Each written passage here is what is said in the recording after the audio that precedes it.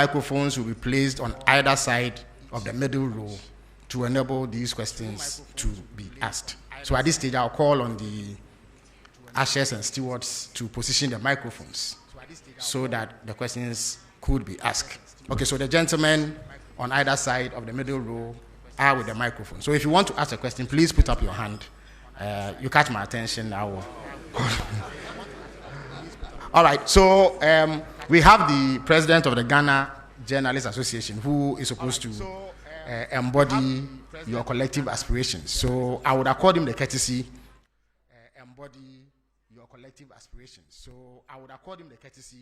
of asking the first question. So Mr. Jumfo, you may ask the first question. Moses of Bloomberg. And then one lady in the middle to bring the number to 4. Mr. Jumfo, you may ask your question, please. Thank you, Honorable. Mr. President, thank you so much for this opportunity.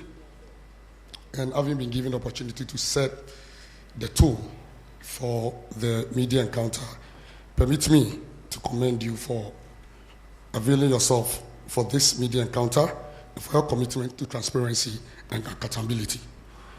Your willingness to face scrutiny just 8 months into your term set a commendable example of good governance. We also wish to commend you for your assurance and firm commitment to safeguarding the safety and protection of journalists across the country. Now my question, Mr. President, as you may be aware, remuneration and general working conditions in the media are not the best, especially in the state-owned media, which falls under the authority of government. This situation is a key factor in our low ranking on the World Press Freedom Index under the economic indicator. What measures is your government putting in place to improve working conditions in the state-owned media and also to provide relief for those in the private media? Also, assault on journalists are on the rise. And I know this is of great concern to you as a journalist yourself and a proud member of the Inky fraternity. The Ghana Journalists Association would therefore like to know what your government is doing to address this disturbing trend. Thank you, Mr. President. Thank you very much. Kojo, you may have the microphone now. Good evening. My name is Kojo Prekodankwa, Kesben Media. In your remarks, you did touch on the issue of mining, and I want to commend your government. And I want to commend your government with the achievements you chalked. But recently, we heard that Ghana Water Company is proposing almost about 280% increment in tariffs. One of the major reasons they raised has to do with Galamsey and how it is affecting them to get us good or potable water. In this way, I would want to ask, Mr. President, would you then consider the argument that we should have the state of emergency when it comes to illegal mining? Thank you. Thank you very much, Kojo. I believe I called the Moses of Bloomberg. Yes.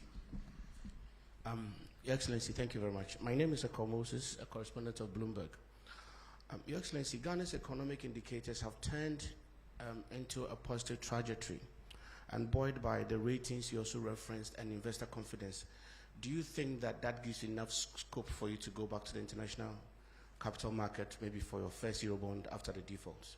Thank you. Okay, so we'll take the final question in this batch from the lady whose hand is up.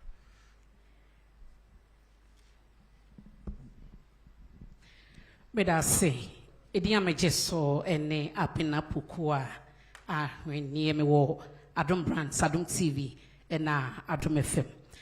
Masen bisa efa enkania boy and yenim say ECG a proposed 225%. Yenim say me more and tumo by a base 2.45. In July, it was so by 14.75. Then you now see him say a bine one is so the 24 economy. What the Bayejuma na Ghana for the Duenya Mufaso. It is say ECG the 225% increment eba. Yenim hawa proposal no any hunkumudi bekone percentage of the betina. Ebeko Ghana for Bebrana company say ano yedin. Ye bisa se betumen yan susan so ewo 24 economy no so Ghana for butum ena ebiom saban be hye obeso asene eye subsidy ama omanfo ho atoma na medase. Your medase. So His Excellency the President will field these questions at this stage. Thank you. Thank you very much, President of GGME. Your question is a double question, one on remuneration and the other on assault of journalists. With regards to remuneration, I would say that it's not only journalists in the state-owned media who are dissatisfied with their salaries. Public service salaries are not living wages. I agree with the TUC that we must work towards a living wage. All of us are dissatisfied with the salary we get as public servants. The private sector offers better remuneration, but that's why we have to work together to grow the national cake so that we can pay ourselves better. And that is why there's agitation for cancellation of Article 71 in the Constitution, because we all must feel the pinch so that we can grow things together. But when you cushion a certain constitutional class and they have more cushy remuneration than the other people, then it creates a kind of discrimination between public service. And so our advocacy has been for an independent emoluments commission that would deal with the salaries and wages of all persons in the public sector so that we grow those wages together. In our first incarnation under Professor Mills, we established a single spine salary structure. And that salary structure was supposed to uniform out wages in the public sector so that the disparity would not be too wide. So if you are a secretary in GBC compared to a secretary in, say, Bank of Ghana, there will not be that very wide disparity. Unfortunately, the single spine atonsium, because of the inability to maintain the discipline in public sector wages. Over the last 8 years, the group that is able to strike the most gets more addition to their wages than those that don't go on strike. And so the disparities have occurred again. And so we're in consultation with organized labor to see what we can do about reforming public sector wages. And I'm sure that if those wages are made better, journalists working in the public sector would also have an improvement in their remuneration. With the private sector, government does not have control there. And what happens is we have such a proliferation of private media that advertising revenue is not enough, to be able to maintain the kinds of salaries that we all expect. Maybe if we had fewer, then the advertising revenue would go around and people can have more. But our Constitution guarantees freedom to establish a media of mass communication. And so you cannot restrain how many radio stations you have or how many newspapers you have. And so it's something that we have to live with for a while. Natural competition will phase out the stations that are not competitive, and those that are able to survive will see that they're able to make more money from advertising. The main revenue for media all over the world is advertising. And so we'll see how that goes. I've condemned assaults on journalists in any form. Journalists are doing their job, and their job is to bring news to the doorsteps of our people and to inform them, educate and entertain them. And so at every event you will have journalists there. Unfortunately, some security personnel have developed a penchant for just harassing journalists. And so it's a matter of educating people. It's a matter of, sanctioning people who assault journalists. And I've been speaking with my president of GJA, saying that we're going to bring them together with the security agencies so that they must carry out an awareness amongst their people who provide security at events, that if you see a journalist at an event, he's also doing a job like you, the security person, are doing your job. And so you don't have the right to assault them or to manhandle them. And so we'll keep working at it.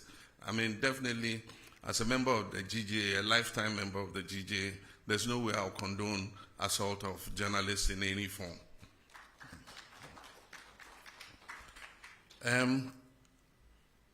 The various, we do occasional review of tariffs. And when these tariffs are about to be reviewed, proposals are requested from the utility organizations. And so I noted that recently Ghana Water presented their proposal, and Electricity Company of Ghana also presented their proposal. It doesn't mean that the proposal they present is what is going to be implemented. We have the regulator, which is the PURC, that looks at all the factors, including the exchange rates, including the cost of production and all that, before they determine what increase in tariff is allowed. And so the fact that you hear that water companies says they're going to increase by 200 and something percent does not necessarily mean that PURC is going to allow them to do that. Now, meaning about Obusa ECG then also, the same for both utilities. ECG so I propose 200 and something percent, but I know interest PURC budget to say me into electricity tariffs musa. Share a nyoma a core electricity production mo to say fuel nesa nyoma ni na ansana omahwe senya omo de tariff ne besi na MRP no at the frontier your tariffs akosro ne say nipa bebre entua enti wo hwe ECG say your case commercial and technical losses are almost 42%. I just say of electricity almost ton almost me eje ehun aketua of only about 58%. Na eno anka wiase afa na bia anka saa edwuma ya se wo ye edwuma bia na bibia wo ton bia wonya just return of 58% anka by now edwuma na gu nso akoya aban de se kire so na aban abeboa kire so na aban abeboa enti afi de ya sesa omo hwe edwuma no so na ya kenya omo se omo sorry na omo nante na nia onkrofo mu wia iram kania no ni ade nyina yencheche omo na yentwe omo aso efise se yenyina etwa ebema eto no ebo na bafom enti edwuma ye begu so aye Bloomberg, yes, we're quite happy with the outcomes of the reforms that we have been implementing in the economy. And we have survived without going to the capital markets. We've survived without borrowing. Who could have thought some years ago that Ghana's economy could be run without going to the external market to borrow? And yet, we've survived. And so we shouldn't be in a hurry to go back to the capital market. All we've done is to reorder our expenditure and push funds to areas that are of priority. And so that's all we've done. Fiscal discipline, not spending money on wasteful, political interventions and all that. And that is already showing the successes in the market. I mean, we've gone from negative 3.4% on the primary balance to positive 1.1 as at now. And by the end of the year, we'll achieve the target. I'm sure we'll overachieve the target of positive 1.5. And so it's all about discipline in expenditure. And so for me as the president, I would not favor a quick return to the international capital market. I think we should go like this for a while and consolidate the economy before we look at external financing. Thank you. Thank you very much, Your Excellency. Now, having taken a set of questions from this side, I would go to this side and take 4 more questions. Kamini, you may have the first shot. Mr. President, it's Kamini Amano. I'm the host of TV3's Hot Issues. We look forward to your return to the iconic show. I want to talk about the local currency, the cedi.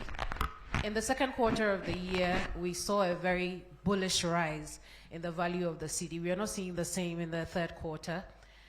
So far, we are told that it's lost about some 13%. When it was on its rise, the IMF had warned that the country was over-interfering, which is why we were seeing the performance. My question tonight is, Mr. President, did you manipulate the performance of the cedi? Is that why we are seeing the cedi fall as quickly as it is today? How do you explain this decline in value in such a short period of time? And what's the plan to revive it? Thank you very much. Nana Mejakwa has the floor. Patramidin Nana Mejakwa, TV. My question is oral. I'm saying, Mr. President, what can PFA oral?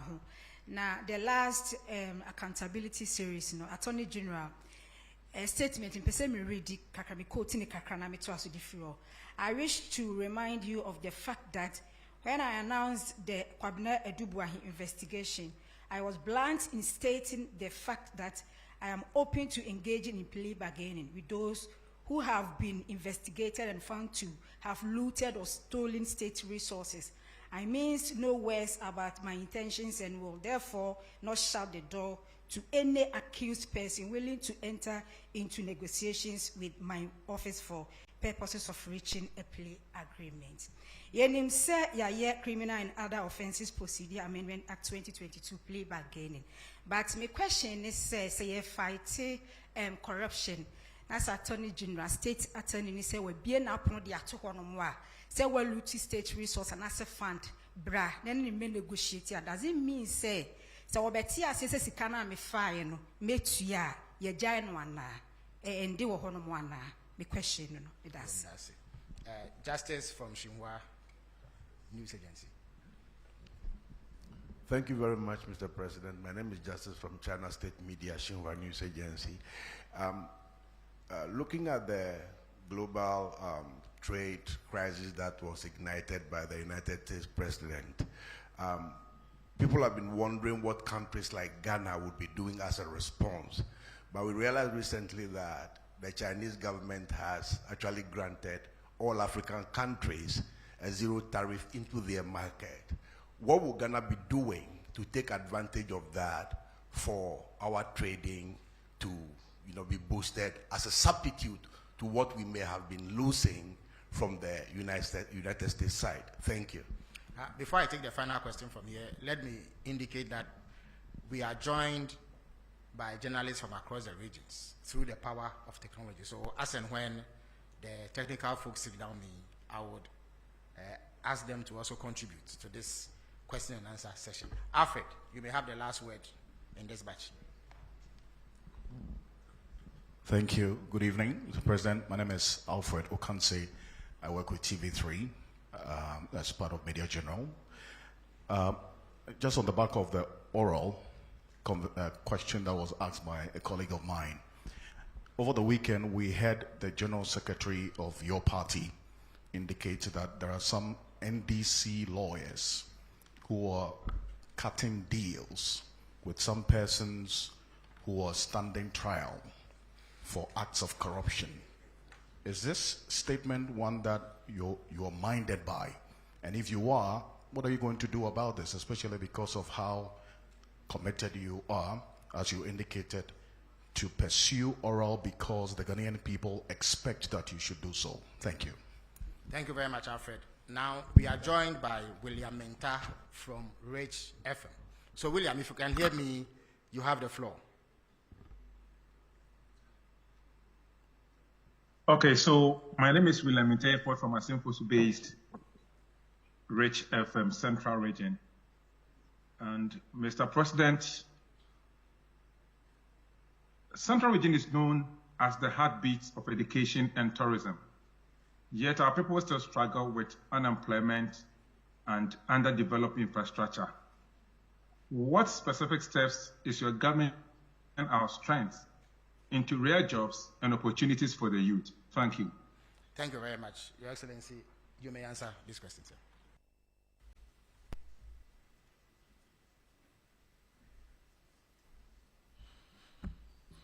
Thank you very much. The first question is about the rise in the value of the cedi. We recognized a very steep appreciation in the value of the cedi in response to the reforms that we were carrying out. And for those of you who listened to me, there was one occasion where I said, people were asking whether it will go below 10. And I said, it is dropping, but it will find its true value. It was undervalued at 16, and it probably is overvalued at 10. But somewhere between there, we have the real value of the cedi. And so I believe that it is about stopping rapid depreciation of the currency. Almost every currency would realize either depreciation or appreciation in the course of a year. But when you have steep depreciation of about, like we had in 2024, 25% depreciation in the currency in the first half of the year, it makes planning difficult. And so, yes, Bank of Ghana has been intervening in the forex market, but they've withdrawn. And what happened was that because of the rapid appreciation in the value of the cedi, we saw an exponential increase in imports, because then people could buy cheaper dollars and so they could import more, which is a natural economic phenomenon. But on the other side, exporters are not happy because they get less cedis for what they export. And so every country tries to find out a balance where exporters are able to do good business and importers are not overburdened by high forex rates. Where that lies, I don't know. I'm not a central bank. But the cedi is making an adjustment, and I believe that it will settle at a certain rate, and we will make sure that any depreciation that occurs in the value of the cedi is within a margin of about 5% per annum. That is what we target. And so for now, there's still speculation. It's also coincided with a period where we saw a reduction of 50% in remittances, because citizens in the diaspora were taken aback by the rapid appreciation of the cedi. And so if somebody was building a house, if he was going to send $100,000, it meant that he was losing a certain percentage of that 100,000. And most of them would decide to adopt a wait-and-see attitude and say, oh, no, as for cedi, it's not possible that the cedi can regain its value to that extent. By all means, it will go up again. So I'll hold back my remittance until the cedi goes back up. So we saw a 50% reduction. But there were also some other factors. There were some money transfer companies that were collecting cedis abroad and not repatriating collecting dollars abroad and not repatriating the dollars. There were other, which we're investigating, there were other cases where people applied through the commercial banks for foreign exchange to cover imports. And those monies are transferred to pay for imports, but the imports never came into Ghana. And we've studied a period of 4 years, and over the period of 4 years, about $42 billion was taken out of this country without the corresponding imports coming into the country.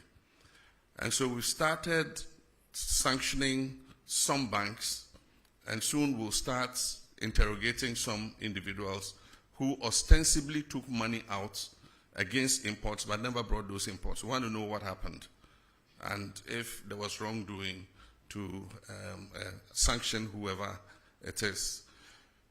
While we work to stabilize our economy and improve the value of our currency, we must protect that currency, because a strong cedi is good for all of us. But when that happens, some people try to take advantage of it. And I think that we should all condemn anything like that. FR investigations now with regards to oral. Senya Okayano, MPP Abresomo de Nshishebi by Ayemra se Abani Wudi FR case bi ho se ebia wafesika na bibia o akwenya obetimi aka se you any aban case na mode kwedu amode bomeno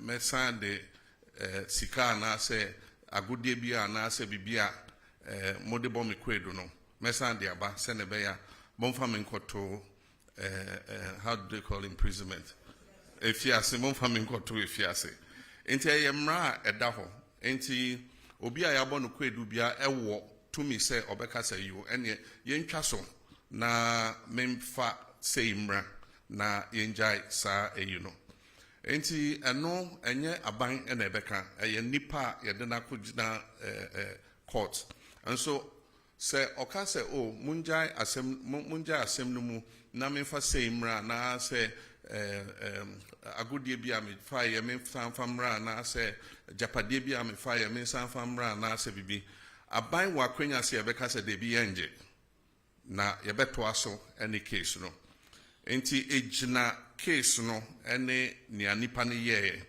enti still aban wɔ tumi sɛ even though wakɔ mmra no ase aka sɛ mepɛ sɛ mesan ɛde bibi bɛma aban na aban egya case no mu aban bɛtumi aka sɛ de bi yɛmpɛ yɛngye enti ɛno ɛyɛ case by case sɛ o hyɛda ɛde adwembɔne ewia yɛsika a ɛkyerɛ sɛ ɛso a yɛn nyinaa ɛkyerɛ sɛ I don't know how to explain ɛkyerɛ sɛ abɔ aban anaasɛ ɔman no kaa yɛwɔtumi sɛ yɛbɛka sɛ yɛmpɛ nea wode ba no na yɛde wobɛkɔ akɔto efiase ba nipa bebree so ka sɛ na wode no kɔto efiase waa na wobɛtɔ aduane ama no waa na wobɛhwɛ no ɔyare a wode no bɛkɔ hospital enti sɛ wɔwia sika na ɔka sɛ ɔsan de wo sika bɛma wa ɛne ɛho wɔ mfasoɔ sɛ yɛbɛgye yɛ sika kyɛn sɛ yɛde nipa no bɛkɔ efiase enti yɛno deɛ attorney general ɛna ɛbɛhwɛ no wakan nea ehia with regards to trade tariffs and China zero tariffs. It's an incentive for us to export into the Chinese market. And we need to look at the items that China imports and see where we have a comparative advantage to be able to take up those imports. I know that China imports a lot from the US, and there's a trade tariff war between US and China. So China is looking for alternative markets to import those items. And so they import a lot of meats from the US, they import a lot of maize from the US, and other agricultural products. And so if we have arable land and we're in a position to expand our production, then the zero tariff will make meaningful sense. Then we can take advantage of it.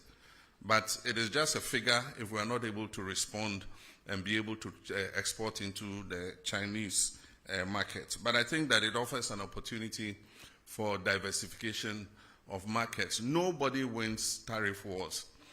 It's unfortunate that America has appended the whole world trade system.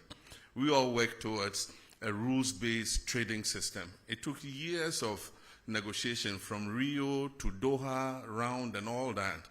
And eventually, reasonable tariffs were agreed between countries. Countries like Africa enjoyed zero tariff into the US because we were in the developing world. And so it was a concession that US gave. And what you receive in exchange is soft power that, you know, a lot of people have a good disposition towards the US because the US has been kind to Africa and all that kind of thing. But in comes President Trump. He has a more transactional mindset, and he says that the US has been taken for granted for a long time. And so even countries like Ghana in Africa, he slapped a 15% tariff on us from zero tariff. And so AGUA is technically dead. It was due for renegotiation in September. There's no way with this 15% tariff, AGUA is going to be renewed. But we're just watching carefully. The power to impose tariffs is that of Congress. But in this case, the US president always pushes the limits. And so there's a case in the U.S. Supreme Court to determine whether his impositions of tariffs are legal or not. And so depending on what the U.S. court says, the tariffs would either be permanent, or they might have to go back to Congress to endorse the tariffs that he has imposed. And then from the Central Region, Rich FM, he asked what we're doing to enhance the tourist attraction of the Central Region. It's all about infrastructure. It's also about service. With infrastructure, even the travel time to Central Region is a major problem. In Ghana, we've maintained single lane, highways for a very long time. They are prone to accidents. A lot of accidents occur. Now every day you hear there's an accident on the Kumasi Road, there's an accident on the Cape Coast Road. And that is because when two vehicles oncoming and going are using a single lane, the tendency for, head-on collisions are very real because of wrongful overtaking and all that. So one of our first things that would enhance tourism in the Central Region is that we're dualizing the road all the way to Takoradi. It will reduce travel time to Cape Coast. It will allow somebody to wake up in the morning, travel to Cape Coast, enjoy his tourist experience, and be back in the evening to Accra to sleep. And so reducing the travel time will help enhance that. But apart from that, we must identify what the tourist sites are, improve their attractiveness, and also improve the service delivery. One of the things that affects tourism in Ghana and West Africa is that our service is poor. You go to a restaurant and they think that they are doing you a favor. You go to eat and they think that you owe them, to serve you. If you go to other parts of the world, it's completely different. You are compelled to spend your money because they are all over you. Even before you finish the drink that they have given you, you are halfway. Can I bring you another drink? And if you are the shy type and things, you always say, oh, yes, yes. And you forget that you have to pay for it. And so we must improve our service delivery. Owners of services must take professionals who know how to be courteous to customers, to know that we are in this job because you've come here to eat or you've come here to do this. And so that's one of the drawbacks of our whole tourism experience. And most times you spend so much money, set up an establishment, instead of going for professionals, you go and haul your relatives from the village to come and serve people. They pay and they can't even get their change. You can't find the waiter who took your money. And when you even find them, he says, oh, we have no change. I mean, they have a certain sense of entitlement. And so until we reform all these, and it's an attitudinal problem, until we reform all these, and people who own these establishments make sure that service delivery is at near 100%, we would not be able to attract enough tourists into our country. We have a beautiful country. People come and, they just say, look, this country is good. But if you hear a lot of the feedback and you say, oh, but what is negative about it? Oh, your service is not the best. Always, that's the feedback that comes. But the government will do its part. Government has the responsibility for making sure the infrastructure is good. And we're starting with the road, making sure that we dualize the road all the way to Cape Coast and Central Region so that people can travel easier to go and enjoy the tourist attractions there.